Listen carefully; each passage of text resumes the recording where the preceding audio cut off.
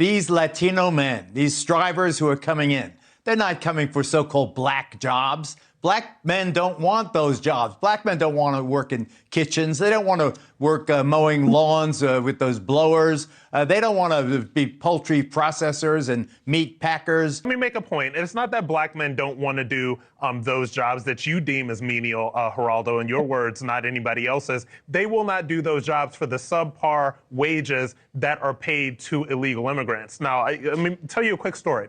I wrote a book called Always a Soldier. There's a story in that book about a McDonald's hamburger bun plant that was right outside of Chicago.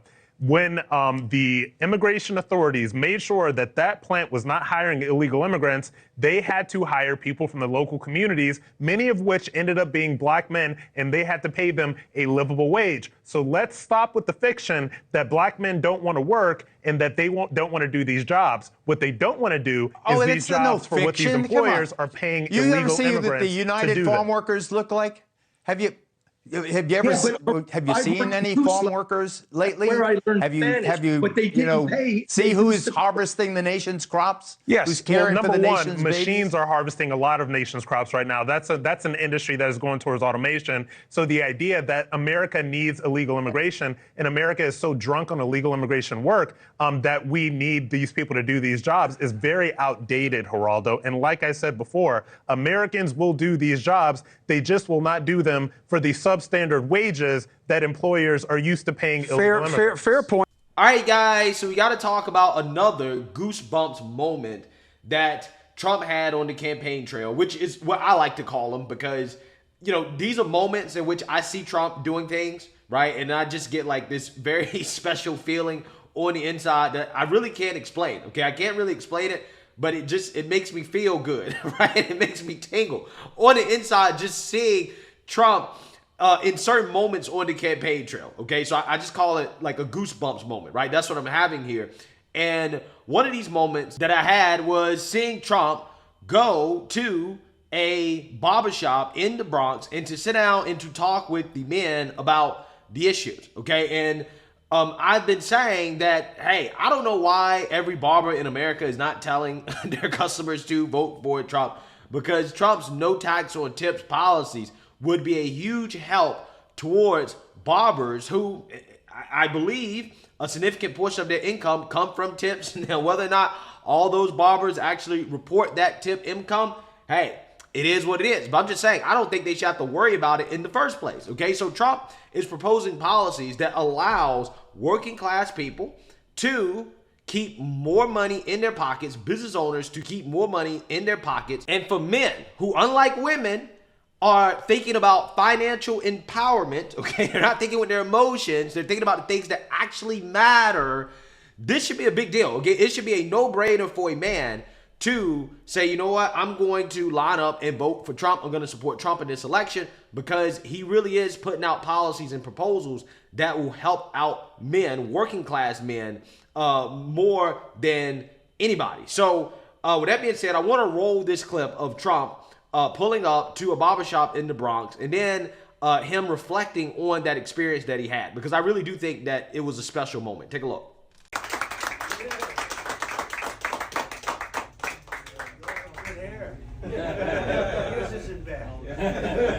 Nice to see you all. Welcome. It's our pleasure.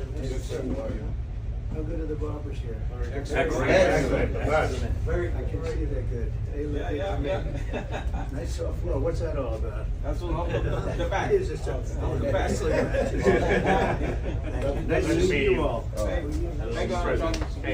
Big hands. Strong guy. Nice to see you. So you're the owner? My son is the owner. He's his father. Oh, you did that very nice and easy, huh? Is he as good as you? He's great. Nice to see you. Thank you very much. What can you do better than that? And, Mr. President, you're gaining with minorities. And, you know, I've been going across the country to these barbershops. Yesterday, you said you wanted to go. So we went to the Bronx yesterday. Here's a little bit of what we saw at the barbershop. You guys are the same as me. It's the same stuff. We were born the same way. I grew up in Queens and all of that. I mean, you know, it's. I had a great father. I had a father who was a great guy. He was tough but good, big heart, big heart. And he was a construction guy, pretty much, and a real estate guy. and I learned a lot from him. He was great. But I know you people so well without knowing you. I know you so well. When I walked in here, I said, this is home territory. So, Mr. President, we're going to play the full thing on Monday, but what was that experience like? There was so much love in the room. It was like people that I grew up with, actually. You know, all different types, everything perfect. The area was incredible. The traffic, there were thousands and many thousands of people standing outside this barbershop. The owner was great with the son. The son is actually the owner. He's already made that passage. But the people were fantastic. We could have stayed there for 2 hours, right? It was great. Why do you think they're giving you a shot? They haven't voted for Republicans in years like this. So what are you doing on the ground differently that's attracting black men, Hispanic men?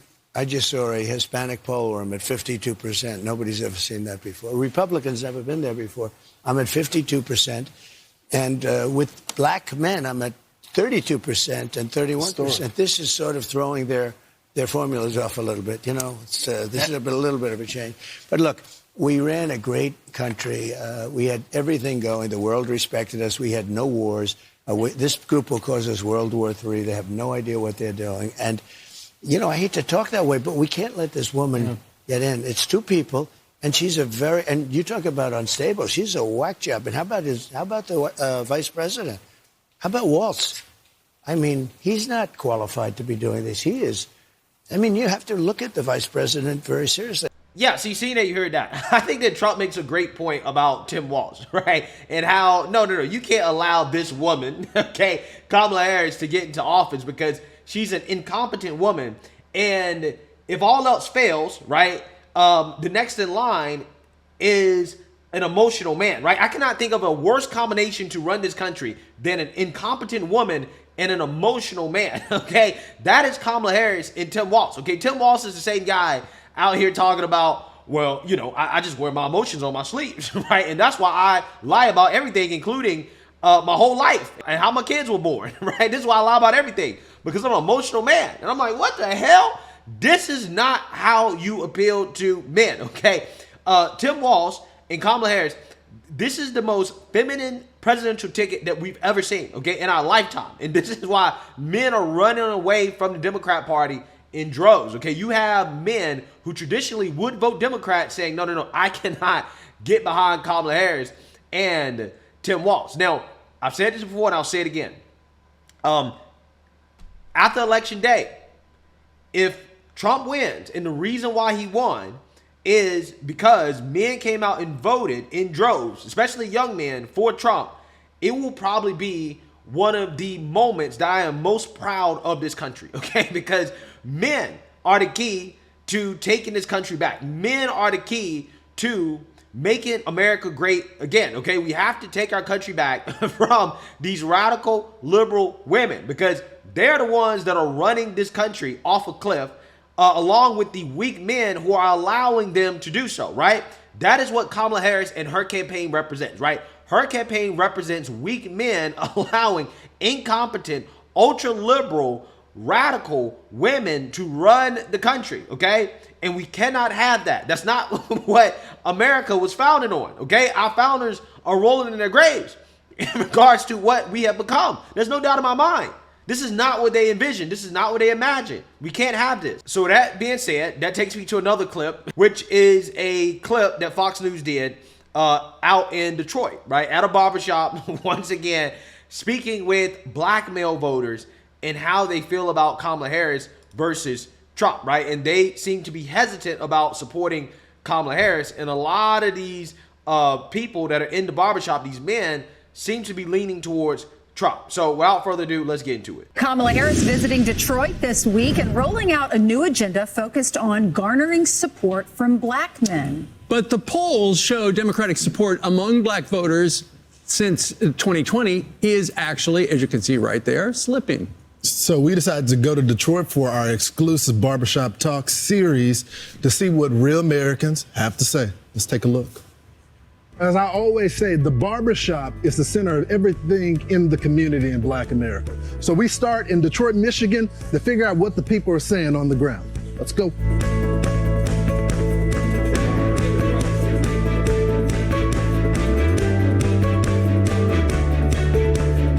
If the election were held today, who would win the election? Kamala Harris. I think it's a coin flip at this time. I really do. I think the country is so divided, you wouldn't have numbers like you have if the country weren't divided between the two candidates. It's pretty much 50-50. Yeah, I don't think it's 50-50. I really don't at this point. I think, honestly, there's a chance that Trump will win the popular vote, right? I think there's a decent shot at Trump winning the popular vote. I think that the polls are severely overestimating Kamala's support. And at this point, Trump is just flat out winning in all the swing states. The only, again, polls that he is losing are the popular vote polls. But honestly, I don't even think he's going to lose the popular vote. I think he's going to win the popular vote. I think that hopefully you have people that go to the voting booth and they take their emotions out of it and they vote based off what we know, which is that under Trump, we had a better economy. His policies work, versus under Biden and Kamala Harris, it's been a disaster, okay? And Kamala Harris has not articulated anything to make any reasonable person believe that she's going to do anything different than Joe Biden. If anything, she said that she is Joe Biden. She's going to be Joe Biden 2.0. And I don't understand why anybody in their right mind would vote for Joe Biden 2.0. It doesn't make sense. I'm still in between myself. Yeah. There's a lot of decisions have to be made. Me being an entrepreneur and a father and a grandfather, I'm looking at what state my children will be in 10 years from now. Now, see, I want you guys to notice the difference between the blacks, okay, and the Latinos. It seemed like the barbershop that Trump went to in the Bronx was more Latino-based. This is more black-based. And you see the difference. The Latino men, they've already said, you know what, yeah, we're going to support Trump. The blacks, okay, they're still hesitant, even though you know what the right decision is. But again, that's that emotional thinking that is still in the black community, right? The Latinos have already moved past this, okay? They've already decided that, you know what, we're not going to sign up for 4 more years of Biden and Kamala Harris. You cannot convince us to continue to vote for Democrats based off emotions, race, bigotry, hate, all that stuff that Democrats campaign on. We don't care about that. We care about the tangibles, okay? We care about policy. We care about solutions. We care about money. We care about our finances. On the other hand, you have black men who are still hesitant. They're still, oh, well, I don't know. I still got to do some thinking. What is there to think about? What is there to think about at this point? There's nothing to think about, right? You know what the right answer is. The only thing that's holding this man back from saying Trump is emotion. That's it. At the end of the day, I'm Trump because my eyes open. I can see that he was doing a lot better than what we're going through right now. You can't even go to the grocery stores right now without making a life decision on what you want to get. It's really you got to compromise. We don't have to go through that 4 years ago. Just being able to just live on a day-to-day basis, it has become a little harder at this point in time. It's really hard to put our economic condition now on any particular administration. In regards to the economy, I do think that Trump have some benefits as far as keeping our jobs right here. Right here in this country, not sending another job overseas. We're already going through enough crisis right here in our country, and I think the working class, we need more job security right here in this country. Who thinks immigration-wise, Kamala Harris is better? I don't have enough information about that question. That's fair. Who thinks Donald Trump would be better for the border? Let's face it, individuals are coming into our country, not just illegal, but they're criminals. The third issue is crime. Who do y'all feel like is the best candidate to handle crime in America? Kamala Harris absolutely would be the best. We have forgotten. The memory is so short right now. Was it not Vice President Harris who supported what? Defund the police? More black men voted for Donald Trump than any other Republican ever. So why is that? What is leading toward more support for him versus any other Republican? My brother is a firm Donald Trump supporter. There you go. And some things that he always says to me is that some of his principles, as far as abortion, as far as same-sex marriage, as far as those things, those are a lot of the sticking points that draw a lot of our black men. Sometimes us as brothers, black brothers, we feel like the other is better than we are. We would, that's that, to me, that's that slavery mentality, that master is better, and that we want to. Well, hold on, Bishop. Are you saying that the brothers that I come from a different generation? I understand that. Are you saying that the brothers that subscribe to Donald Trump, that feel like he would be better, have a slave mentality? Many of us do still have a slavery mentality. You got a slavery mentality. Speak for your damn self, because you are stuck on the Democrat Party plantation, okay? Sitting here saying that, well, voting for Donald Trump, right? That's what he's implying, okay? If you vote for Trump as a black person, that means you have a slave mentality, right? That you think that the white man is better than you and all this other nonsense. Again, this is the actual slave mindset, okay? This is what's stopping people from leaving the Democrat Party and voting for better policy, okay? But they want to turn around and point the finger at everybody else and say, well, you have the slave mentality, right? But it's like, no, you're the one that's stuck, okay? You're stuck. This guy, he's an older gentleman. It's not much you can really do about these guys, right? They're not open-minded. They are just kind of stuck in their ways, and it is what it is, okay? But, you know, hopefully black men are not thinking with their emotions like this guy, right? This guy is an emotional thinker, okay? He's not using logic. He's not using any type of reasoning or anything like that. He's thinking with his emotions. I'm voting for master. The problem is black people vote emotionally. That's not exactly. Smart. We need to vote. We need to educate ourselves first. We got to stop this emotional, because that's what's wrong with the black race. We too emotional. We can't. I can't have a opinion without you being mad at me or something, or you upset when I say we got to come together. The presidency is not a person; it's an institution to be protected. Okay, and I think we need to get back to that, understanding the position, understanding what the intended job is. Okay, it's not Kamala Harris, it's not Joe Biden, it's not Donald Trump, right? It's the United States of America. That was great. I want to go to that barbershop. It was so much fun. As you can see, the tension got up at points of it, but it's an authentic conversation. And I left with 50% of them are going to vote for Donald Trump, and 50% of them are going to be for Kamala Harris. Right. Still some undecided people in there as well, but the one consensus that you continue to hear is about the Trump economy, the Trump economy, the Trump economy. Sure. The other thing you hear, at least for some of the people that are going to vote for Kamala Harris, is that they want to be a part of the history of the first black woman being president. So there's a emotions, right? Emotions, okay? You have the people that vote for Trump saying, hey, finances, the economy, things that actually really affect my life, things that matter. The ones that vote for Kamala Harris, well, I want to be a part of history. I want to see the first black woman in office. I got to support Kamala Harris because she's black, right? This is what they're saying. Because they can't come out here and say with a straight face that her policies are good, that she's actually going to benefit them in a real way. No.